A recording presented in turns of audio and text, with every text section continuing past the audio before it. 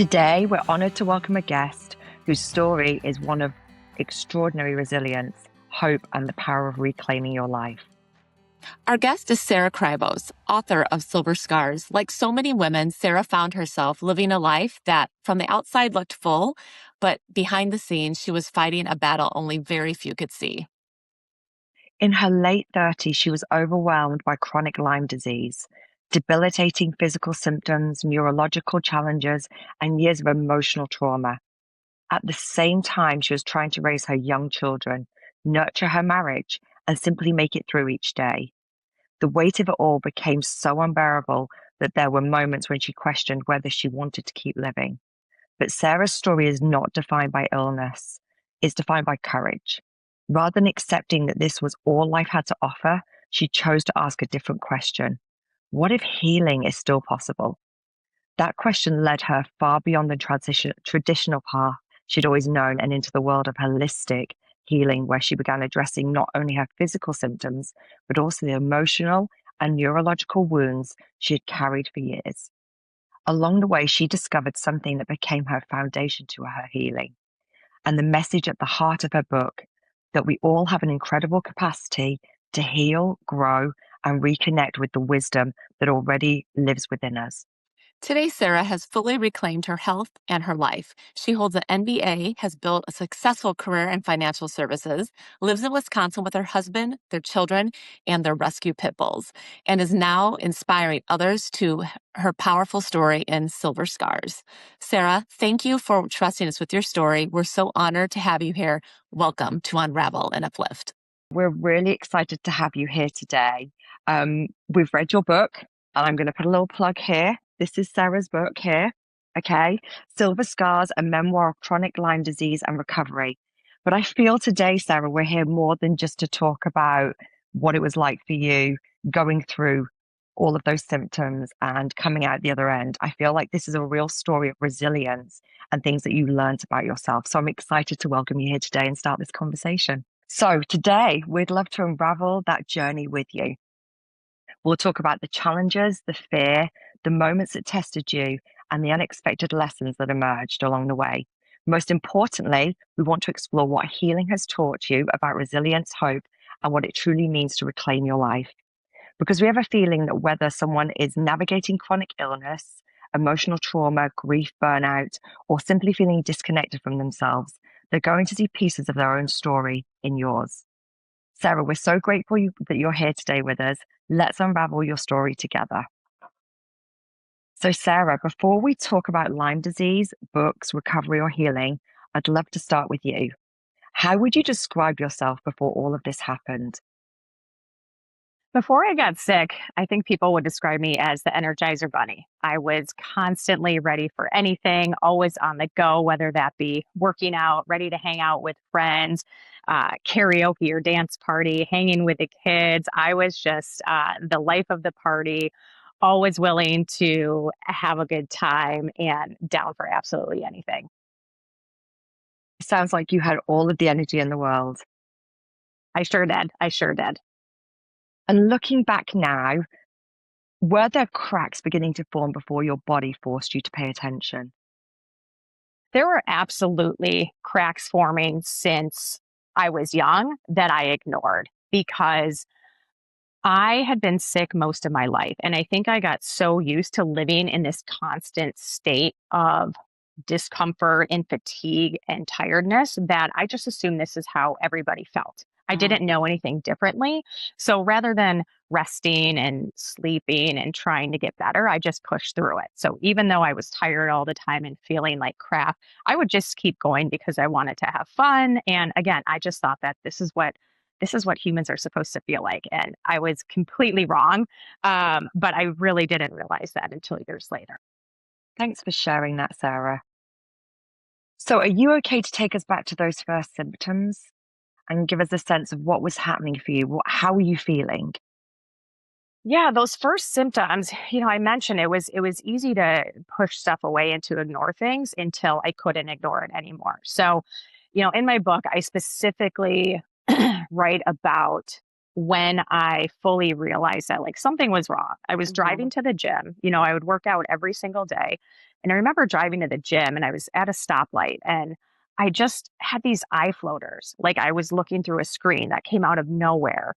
And just this overall sense of unease, like a cloud just kind of like descended upon me. And I just thought, well, maybe I just didn't get enough sleep last night. I'm a new mom. I have young kids. So moms are always tired. So again, I ignored it. I went to the gym. I did my grueling workout and I came home.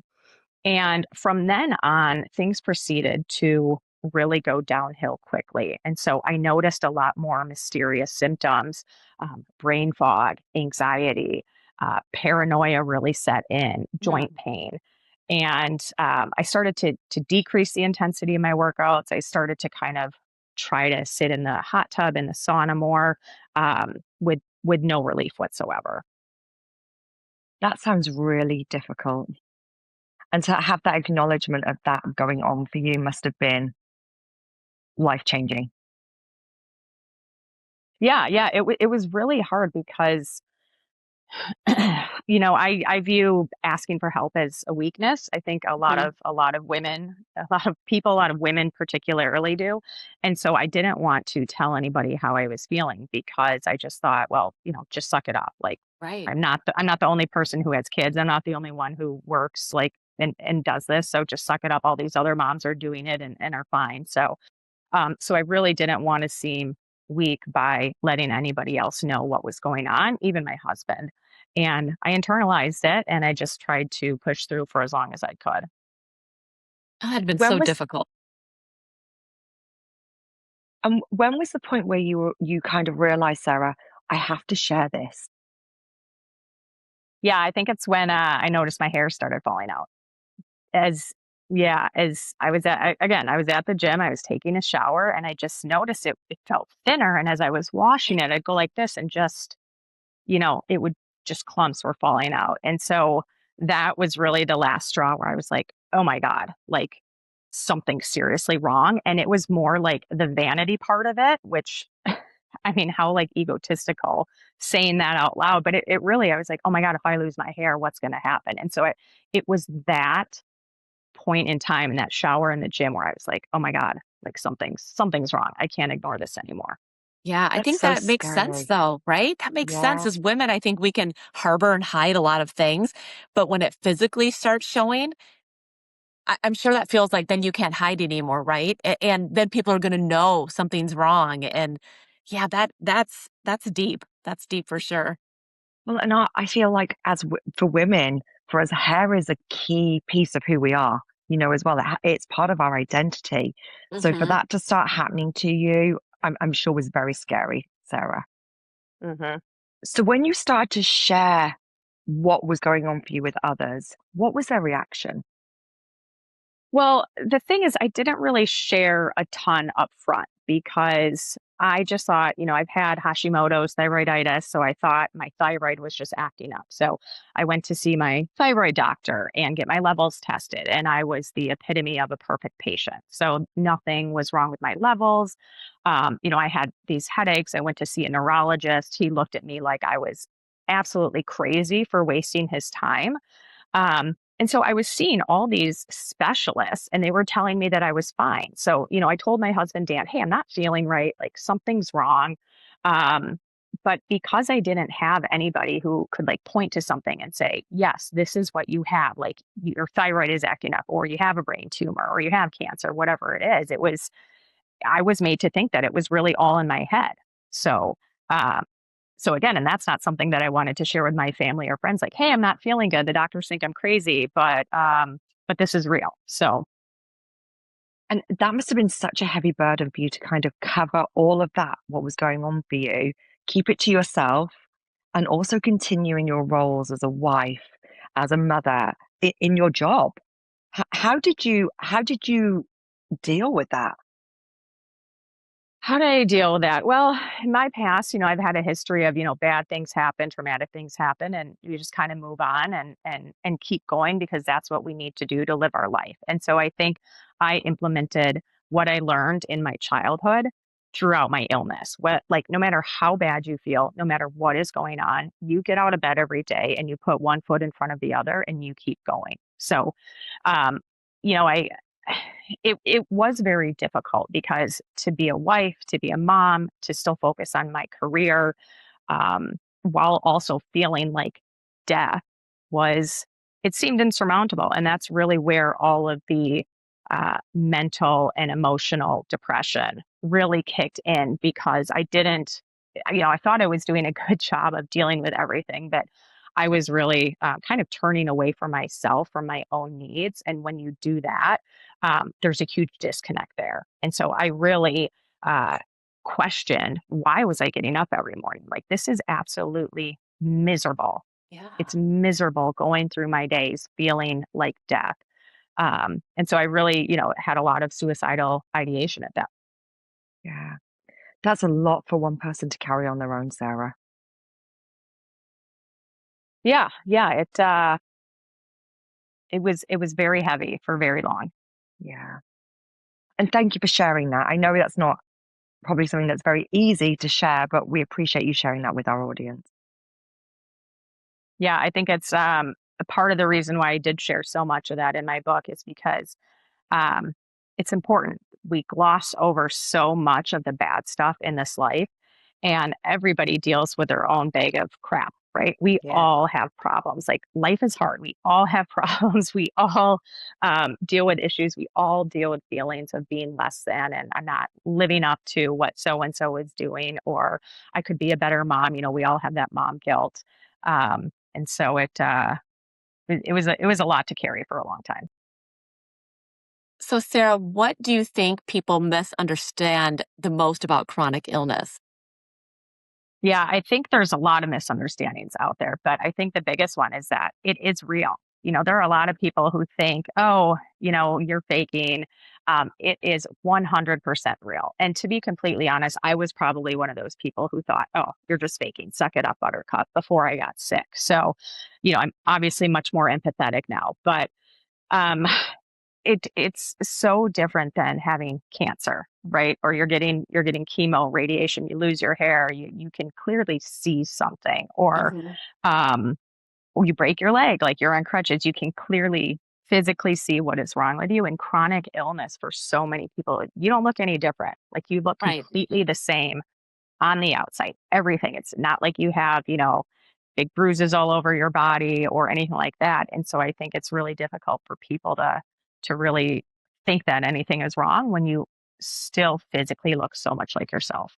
Right. And that's one line in the book that really stuck out is when you say, I was not pretending to be sick, I was pretending to be well. Like that is such a heavy statement that I think even if you have moments in your life where you're struggling with something, not a chronic illness, where, like you said, you lift yourself up, you pull yourself together, you put on the clown face, you get out there and you do the thing. But to do that over such a span of time that you had to do that. And I know in the book you talk about showing up for events, your husband's birthday party, and trying to represent, and then just being so depleted and just feeling probably like a failure on so many levels when people did not truly understand what was going on inside you had to been just so intense. I mean, during that part of the book, I was just like page turner. I'm like, oh my gosh, what is going on? It was that was crazy. So I can't even imagine how much energy it took to appear okay when it sounds like you weren't. Yeah. Yeah. That's um that's a very defining line because for all those years, I would get done. I talk about the parasites in my book. I would get done with finish up a coffee enema and eliminating parasites, and then have to go to a work event and act like everything Right. was fine when I was Yeah. shake. I literally, my body was shaking. I was horrified at what was happening, and I would go and hey guys, how's it going? Right. Everything's fine, like one of those things. And the toll it takes to act like put on this persona that is really not you at all for that long. It was completely detrimental to my well-being. Yeah. And why do you think, from your perspective, why do women hide that pain? What is What sacrifices, what cost do you think you made in having to pretend that everything was okay? Yeah, I mean, I sacrificed my family, my mental health. I think Right. had I listened to what my body was telling me earlier on, had I said, you know what, I can't go to this because of what just happened, or Mhm. I'm not feeling up to it. I need to rest. If I had done that, I feel like I would have healed way earlier than I did. But I think as women, for in many cases, we are the primary caregivers of our Yeah. family. So, like when you get sick and your husbands or your partners have to take care, it's a free for all. I mean, at least in my house, and then you come down, there's dishes, the kids are yelling, it's just pure chaos. And so Yeah. um, we would rather kind of maintain that sense of normalcy and balance than to take time to rest. And I think that we are all doing ourselves a major disservice by, putting our needs last and putting everybody else's needs first. Because if we don't have anything left to give, like if our cup is empty, we can't fill anybody else's cup. And so I think we really need to like switch the narrative and switch kind of like what is normal and customary and realize that, hey, as moms and as females, our mental health and our physical well being needs to come first. If that means putting the kids in front of a screen for an hour or two so we can get some Mhm. rest, then so be it. But that absolutely needs to change. I think that's key, Sarah, really. And I think I really appreciate your openness and transparency around those mental health battles that you really went through. Feeling suicidal, feeling like there was no point living anymore is huge. And for you to be so brave to share that with people, I'm floored. I really am. And I suppose I'm curious. I know you've talked about obviously trying to change that narrative around mental health. I'm curious around how difficult it was for you to share that, first of all, in the book, and what was behind the sharing that with everyone. Yeah, as far as how difficult it was to share, it was not as difficult as I thought. I think I've been carrying the weight of this for so many years. Mhm. I started cutting myself when I was 16, so like self harm has, I've had decades of that. I haven't done it in years, thank God, but um, it almost felt like a weight being lifted off that I was able to express this because, again, I know I'm not the only one who's done that. I know I'm not the only one, even though I may have done it. I know other people have probably felt it, haven't followed through on it. But you know, when I did self harm, it was like a physical release. Like it felt Mhm. so good because it was like a physical release of the pain I felt inside. And so to like see the blood and to see the cuts, um, it's almost like this euphoric high Mhm. for a couple seconds.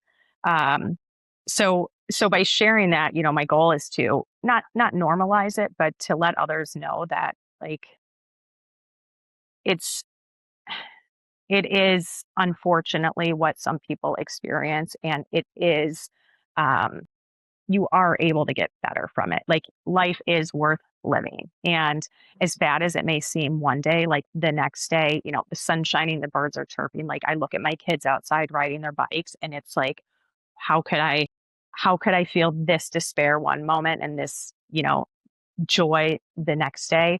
Um, and then slowly over time, as you kind of work through all that pain and all that trauma, um, it becomes it becomes less heavy. Mhm.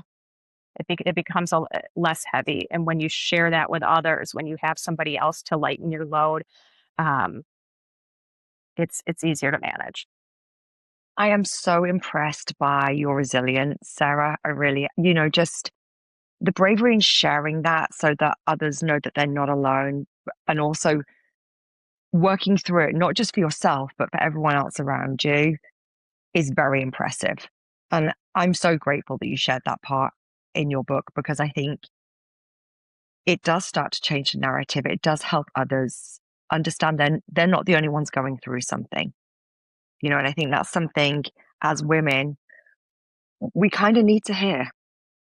Yeah, I think there's something special in shared pain, right? Like it's once you hear somebody, you're like, oh, that really resonates with me, or I understand those feelings, and I felt that same way too. And when you're chronically ill, you kind of feel like you're on this island, right? This nobody understands. Nobody's been here before. And so many people understand, and so many people have been there before. The difference is that not a lot of people share their stories. They're either not well enough to, or they don't feel like, they have enough clout. And I think really that's what makes humanity so great, is that once we share our stories, there's so many other people who resonate with it and who relate to it, and who you can help feel like you're part of a bigger community. So that was a lot for you to go through. I don't think we should minimize that at all. I'd be really interested though to if you were able to sit with that younger version of you, and now almost say, okay, what did you learn about yourself? What were your takeaways from going through all of that? I'm fascinated to hear. Yeah, well, I did a lot of inner child work throughout my healing journey, and I hate sitting with previous versions of myself, but I'll try to do it for you. Thank you, Sarah. um, yeah, my emotional coach knows exactly what I'm talking about. It makes me very uncomfortable. But no, what if I could go back and tell my younger self, as I was starting my healing journey, like, you're going to be okay. It's Mhm. going to be okay. Just trust your gut and follow your intuition. I think that helped me more than anything in this. It was completely shunning, 37 years of what I knew of medicine and healing, and going a complete opposite direction. So I had to really forge my own path. And by doing so, I learned a lot about healing. I learned a lot about resilience. I learned a lot about what I can, how strong I really am, and what I can actually overcome. So I think just letting people know that, like, hey, it is going to get better. Like, this one moment in time, or this 1 year or couple of years in time, this does not define who you are. And you are going to be more beautiful once you get to the other side of this. So one thing I appreciated about your book, Sarah, is that it wasn't really a story about just Lyme disease. It was more about you healing as a whole person. So I know that you at the beginning of the book, you talk about your relationship with your family and your mom and your dad, and a tragedy that happened with your brother. Um, and it sort of takes us on that path, and then it really spins back to Lyme disease. So when you talk about that function of healing those issues of your childhood and then Lyme disease, and how that chronic illness relates back to so many factors that you dealt with when you were growing up and things that you experienced. How did all of that come together? I mean, probably just that release and realizing that so much of that was intertwined, right? Yeah. Yeah. I had no idea of the connection between, the physical, mental, um, spiritual body. Yeah, Growing up with that Western medicine background, I just thought, okay, you're sick, you go to the doctor, you take a pill, and you're better. And when you're dealing with chronic illness, that's not a solution. right. It doesn't work that way. And so, what I realized throughout my healing journey is that the majority of people who do have chronic illness, whether it's chronic Lyme or fibromyalgia or MS, any form of chronic illness, there is a mental and emotional component to it, whether that is unresolved trauma, unprocessed trauma. You cannot physically mend the body without mending the mind. And so when people are chronically ill longer than 3 months, there really tends to be that mental component to it. And so, I mentioned in the past, like, my family's way of dealing with all the traumatic deaths, from the plane crash, my grandfather and brother when I was 5, my mom's death when I was 16, my brother's suicide playing Russian roulette when I was 24. Like, our way of processing that was, okay, like, I went to school the day after my mom died. It was just like, Right. pick yourself up and let's move forward. And we weren't equipped with the tools or the resources to process that weight of all of that grief. And so we did the only thing that we knew how to do, which was get up and move forward. So my Right. whole life, that's what I've been doing. And only when I got sick um, was it really brought to my attention that, like, hey, you never process this. You never process this. And so what happens when you don't process emotions? Where does it go? Right. It stays in you. stays inside of your body, and your body remembers things, right? We all have patterns. It's like how you can drive from your house to the grocery store without even thinking about it. And all of a sudden you're like, oh, how did I get to the grocery store? Like your mind is somewhere else. And so your body just remembers all of these things. So my body had all these years of you know, traumatic experiences in them. And so I was really stuck in this fight or flight mode. I was always waiting for the shoe to drop and for the next phone call to tell me that somebody I loved had died, or somebody Right. was in a bad accident, or something traumatic, because uh, that's been my whole life, you know? So I was always kind of like this, like just my fist in a ball, just waiting for that. And when you do that, your body can never fully relax. It Right. can't, you can't, get any type of restorative sleep. You're always like waiting to be attacked by the tiger. And so my emotional coach helped me work through processing all that grief, processing like that traumatic phone call learning my brother died, processing everything and like really crying and letting it go and releasing it. So once I did that, it was easier for the rest of my cells to be like, you're safe. It's okay. You don't need to live in this fight or flight mode anymore. You can rest and you can heal. So if I had not done all of that emotional work, I guarantee you there's no way I would be where I am today. Right.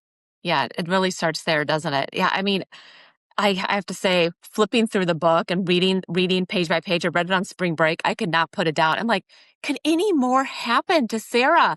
I mean, it was wild. I'm like, oh my gosh! Like every page of what you went through is, for many people, would be like 100 lifetimes, right? So that trauma and probably that feeling of how do you catch a break and can this really be happening to me? I can't even probably sitting now that you're in a different place in your life and reflecting on this journey that you went in from a very young child to until you were in remission, or you will, or healed, has to be so surreal that all of this happened. I just, even reliving it now with you, I'm like, gosh, Sarah, it's wild. It's wild. And Claire, also I'll hand just it back going over to through that, yeah, I feel like just, at the beginning we talked a lot about how you carried on as normal. This was going on for you. You were going through all of these different alternative ways of exploring, but keeping them to yourself still, because no one was diagnosing you. No one was saying, this is what's happening for you, Sarah. You had to explore all of these alternative ways to find a way to heal yourself. in the search for healing, which I think is crazy, right? That first of all, that you live in the Minneapolis suburbs and that all these people were available to you, because I'm sure these people aren't readily available in the phone book, right? So and how you were, and you probably had this moment where you thought you were losing your mind, or your husband or your friends or Yeah, family, like, you're doing what? Like, yeah, like witch doctor? Because again, we're so programmed on that Western medicine. So Claire, you can, yeah, I'm really going perfect. back to the book now. I'm really excited about this. So yes, Claire, Fantastic. I take her just down the wanted to make path. sure we're on Take the her down the same path. bit. Well, and Yeah. I think I found it so fascinating, not only your openness to trying all of these things, but also just your reality in terms of how you describe them. Like these became just normal practices for you, like just like going to a doctor's appointment for a lot of people with this Western medicine. I mean, you tried everything: coffee enemas, infrared saunas, light therapy, salt rooms, Reiki, sound baths, tapping, energy healers, float therapy, psychics, shamanic healing, chakra work. I'm sure there's more to that list as well, Sarah. Um, I suppose I'm curious, at what point did it click that you're like, I am willing to try anything? Yeah, yeah. I did do a lot of crazy stuff. Um, and you know what? It all worked in some way, shape, or form. I don't know how, when, where, or why, but they all led me to healing. So, Mhm. I don't know if there's like one definitive moment in time where I'm like, I will do anything. It just kind of like spider web from one thing to the other. So in my first or second coaching call with Dr. Nick, when he talked about the coffee enemas, I was like, wait, I'm sorry. Like, what? Like, I had never heard of these. And so, literally, the next day at my doorstep, there was a coffee enema kit. I was like, well, okay. So it became very normal. When you're doing 3 to 4 coffee enemas a week for 2 years. I mean, my friends, they'd be like, oh yeah, Sarah's in her bathroom again, with a coffee up her butt. And I normalized it. Like I wanted to tell people what I was doing because I wanted them to understand like, hey, like I really am sick and these are the crazy things that I'm doing. So, it helped to like keep my friends, the ones that I still had, it helped to keep them, in tune with what I was doing and also kind of keep it lighthearted because I didn't want all my interactions with them to be this like doom and gloom and I'm dying. I wanted it to be like, well, I tried this today and we'll see what happens. Um, so it really started with the coffee enemas. I drank celery juice for about 2 years straight. I ate just raw vegetables for 9 days straight, which was not the most fun thing in the world. I saw all these different psychics and yeah, the shamanic healing, the energy healers chanted in the crystal grotto and, the energy vortex at Sedona. And every single thing, like I said, led me to the next. So if I was at my Reiki healer, I saw a card on the table for float therapy. And I was like, oh, I'm going to float in a weightless pool of salt water. Let's try that. So I went to try that, and that kind of had a unique experience. And then from there, I would find a card or I would talk to somebody there who would mention something else. And whatever resonated with me, I said, well, what do I have to lose? I can't get worse. I didn't think I could get worse by trying this. And so I just thought like I'm going to do whatever is in my power, whatever is in my control to get better. And I first started seeing psychics because I wanted like that quick answer. I wanted like, okay, this person is going to be able to see into my future and tell me like, this is the one thing that's wrong with you and you can do this to fix it. I wanted them to like wave their magic wand over me and be like, now you're healed. And I was expecting that after every single appointment. And, spoiler alert, that doesn't happen. That's not reality. However, it does bring you one step closer to healing because each one of those sessions made me aware of something that I had turned a blind eye to, or that I had repressed and pushed down, or it opened me up to a different healing modality. So will forever be grateful for every single thing I tried, experienced, every single person I met throughout my healing journey. And they all played a part in it. I'm grateful you shared it because honestly, I mean, I feel like there are different modalities of healing out there. And I think by you spelling them out in the book, that has made me more aware of, oh, actually, there is someone out there that might be able to help with this or that. And I think it shines a really great light on the fact that there are things that exist in this world that we're not every day familiar with. With that being said, I'm sure there were judgments. How did people react when you were telling them about these alternative things you were doing? Yeah, I kept a lot of it really close to, really close to the vest. So I didn't share a ton at the time when I was in the thick of it. Like I share it now because I'm better, but when I was in the middle of it, I didn't know if this stuff was going to work. Like my dad, again, orthopedic surgeon, grew up Western medicine. My sister's a radiologist. Like they're kind of like, okay, that's a little woo woo. But, once I did share with them what happened and what I experienced, my dad's like, well, that's kind of cool, and I think I do believe in that stuff. So I maybe had prejudged what they were going to think of me. And by doing so, I wasn't as open to share with them. So some of my friends, one of my best friends is very into that stuff. So she was right by my side the whole way. And then others were kind of like, okay, Sarah, yeah, you go ahead, you do that, see what happens. But I didn't tell a ton of people. Dan knew everything I did, and he just wanted me to get better. So he was like, whatever you need to do, whatever you think you need to do, go ahead and do it. I fully support you. So yeah, that's amazing.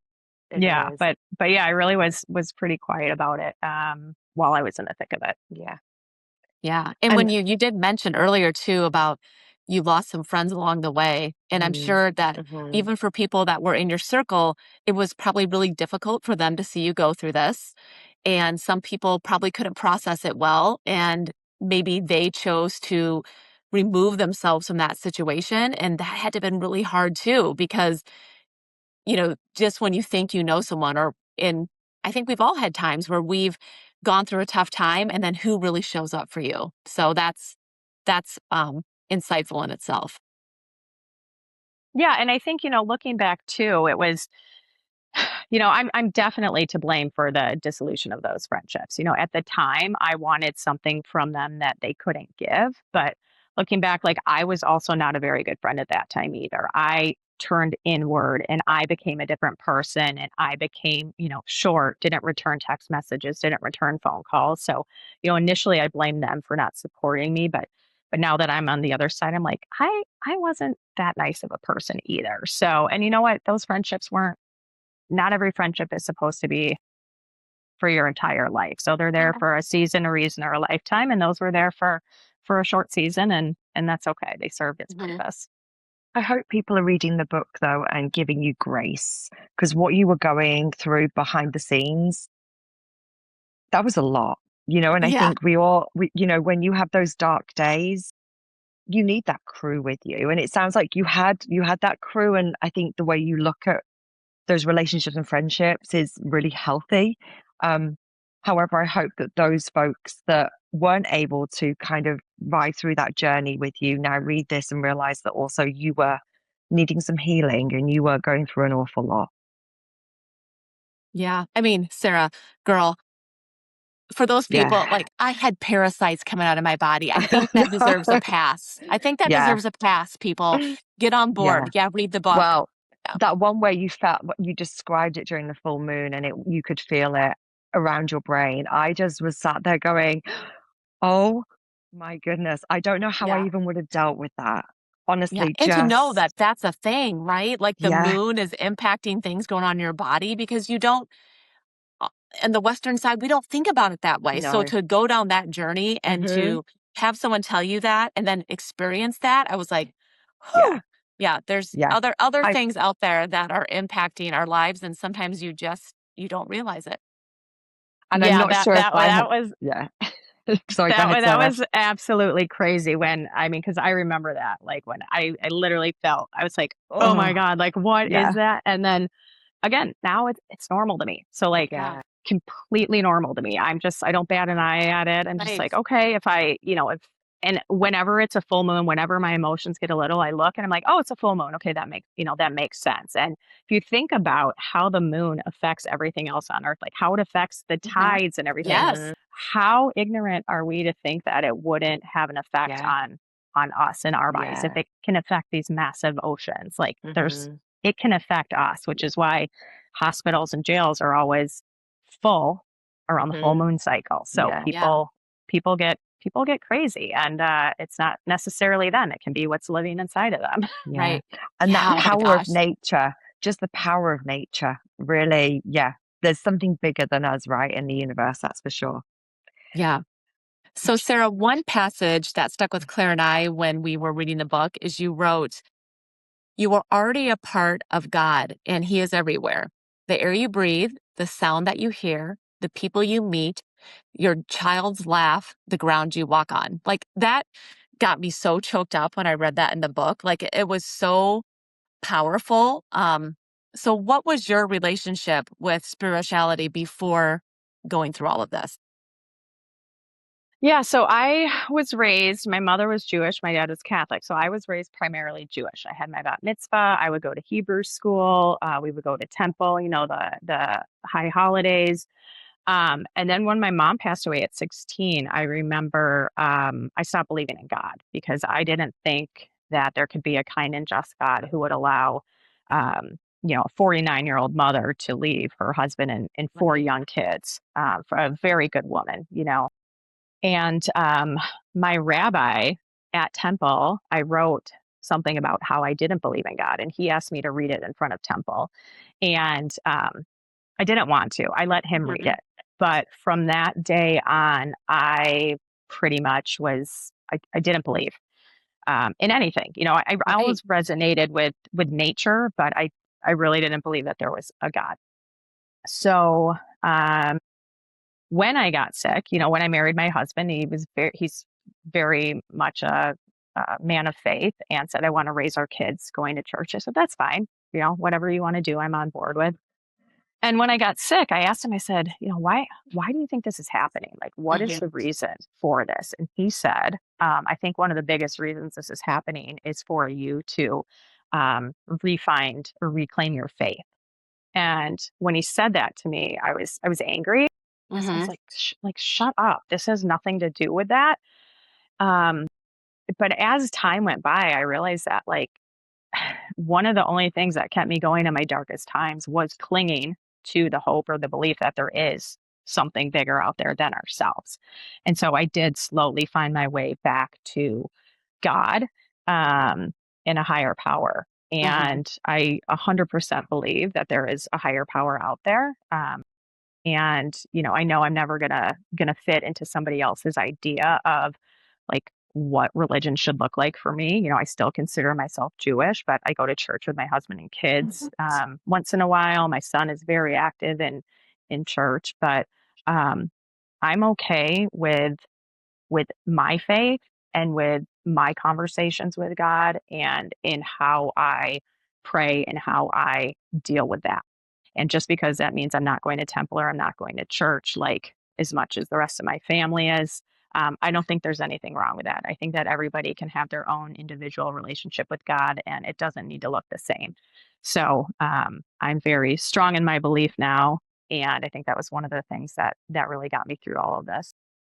Yeah, I can see when you are searching for hope, whether it's, going to see a psychic or just asking someone, am I going to be okay? Am I going to be here for these events? Because you want to know what your future holds. And I think there is a safety net of that you're not out there alone. What, regardless of what you believe and what your path is, whether it's the universe or if it's God or whatever it may be, that you have someone by your side through the toughest of times, and that is extremely powerful. Yeah, and especially for someone who really feels abandoned, when they're suffering. Yeah, and another thing too, I just wanted to add with all the psychics I saw, and some were completely legit, some were kind of like carnival psychics.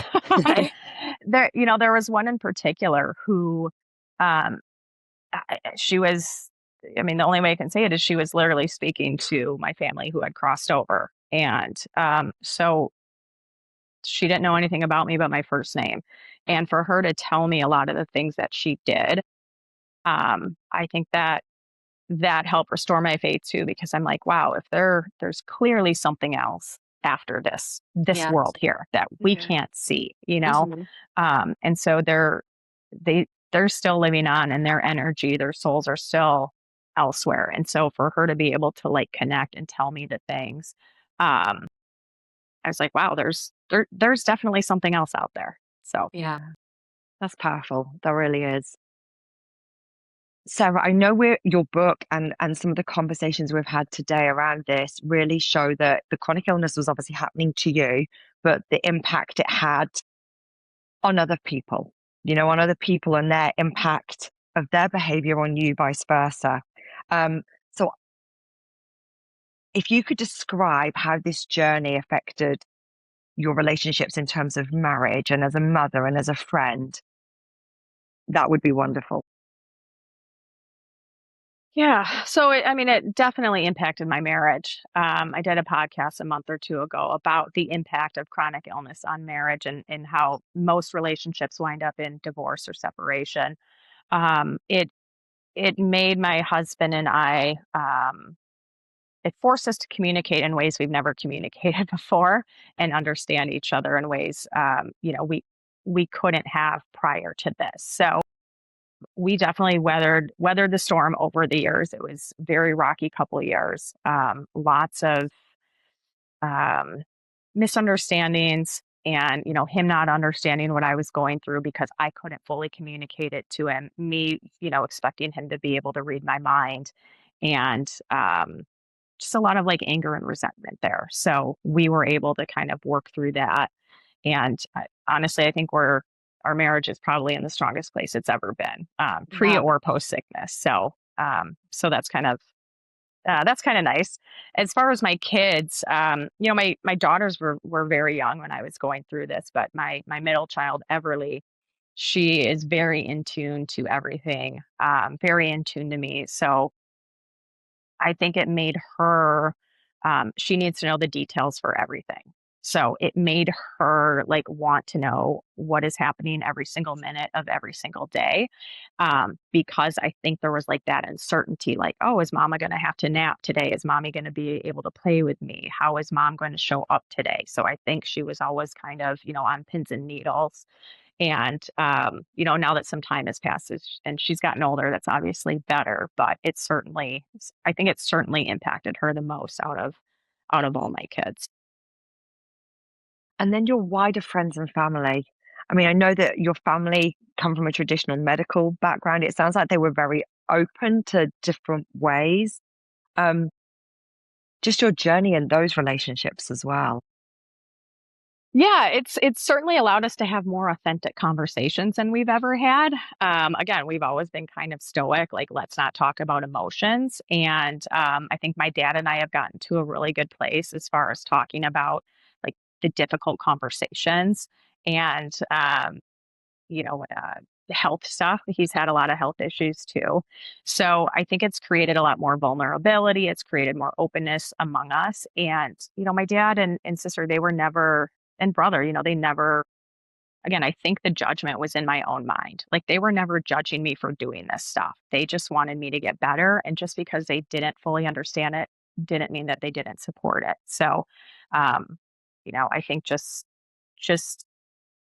I wish that I would have been more open with them when I was going through it all and not after the fact, because I think they really learned about a lot of it when they actually read the book. Hmm. Yeah. I think I think one of the things I really, as I read the book, Sarah, and even here today, just your vulnerability and the willingness to share being vulnerable. I know that's something that will resonate with a lot of people listening to this today. And I suppose I'm wondering, did that vulnerability pay off for you? I hope so. No, I think it did. I think it's made me a much more approachable person. It's certainly made me more empathetic to everybody and everybody's own internal struggles. Again, before I would be like, just suck it up, move on, like let's get going. There's no excuses for anything. And now I'm like, no, it's okay. It's okay if you can't always show up to this because you're dealing with X, Y, and Z. And so it's just made me a lot more like laid back and a lot less strict with just just life. Kind of like it's okay. Like everything's going to be okay. We don't need to worry about this. This is not a big issue right now. So let's just chill out. It is what it is, and let's try to enjoy the moment right now. So um, yeah, I think it's made me a much softer version of myself. Oh, I'm sure. I mean, after everything you've been through, you're probably like, who gives a shit at this point? You're Like, right. seriously, this is nothing compared to what I Mhm, normally go mhm. to. And in the book you write, Lyme disease may be both the best and the worst thing that I had to ever overcome. And hearing you talk and obviously read the book, I totally understand that where you're coming from with that. I mean, it's the pain, the transformation on Unravel Uplift. We talk about transformation a lot. So to you go through that metamorphosis of the chronic disease and everything that goes with it. I mean, that's a lot, Sarah. Yeah. Yeah, it's the original title of my book, I was for so many years I wanted to call it Broken Like Me because it was Mhm. a song, it's a popular Mhm, song, it was mhm. Yes. catchy, and then for so long, even on my vision board I had Broken Like Me, and then when I got done writing it, I'm like, that's a terrible title. That's a terrible title because like I'm not broken. Right. Nobody's broken, you Right. know? And so I changed it to Silver Scars Hmm. because, again, the Japanese, the kintsugi, you lacquer a broken vase with gold or silver, and it's even more beautiful. And so Hmm. I'm like, anybody who has overcome any type of trauma or experience a transformation, like they always come out more beautiful than when they started. Right. So I really, you know, I really wanted to kind of like nix that broken and say, no, we're not broken. We're more beautiful now. Yeah, that's beautiful. Yeah, Yeah, that it is is. really beautiful. But you did get your fun fact for people who are going to pick up the book. you did have your play with each chapter leading back to music, yes? Yes, yes, I did. Yeah. Yeah. So if you're a music fan, when you get the book, there's some titles there that may resonate with you that you're like, why does this seem familiar with me? I thought that was a really cute, fun way to approach it. So you got the best of both worlds with that, with your title and your chapters for sure. Yes, lots of 90s throwback music there. Yes. Yes. So listeners, yeah, pick up the book and you'll through the trauma ride that we're going to go on with Sarah, you'll have some fun uplift with those titles for Yeah. sure. Take you a walk down memory lane. Okay, well, I think many women listening today may not be battling what you've battled, Sarah, but they might be battling something invisible that others cannot see as well.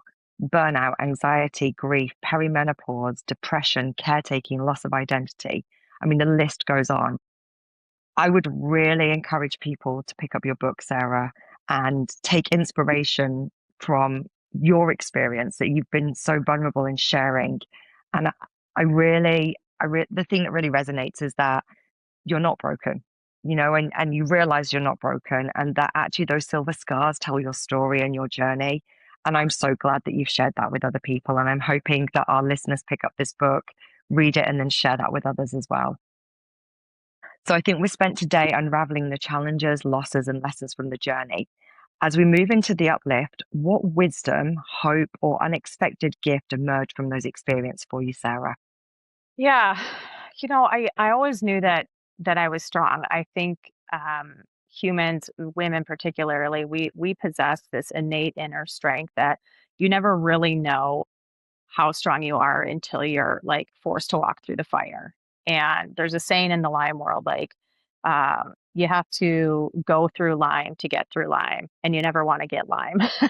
And it's very true. Like, you have to fully walk through the fires and the depths of hell to get through Lyme and chronic illness to really come out the other side. And although it can seem like you're not strong enough and you don't have, the wherewithal to get through it, like you do, you do. And it's just taking it, whether that's one day, whether it's 1 minute, whether that's 1 second. Like sometimes it was literally 1 second at a time.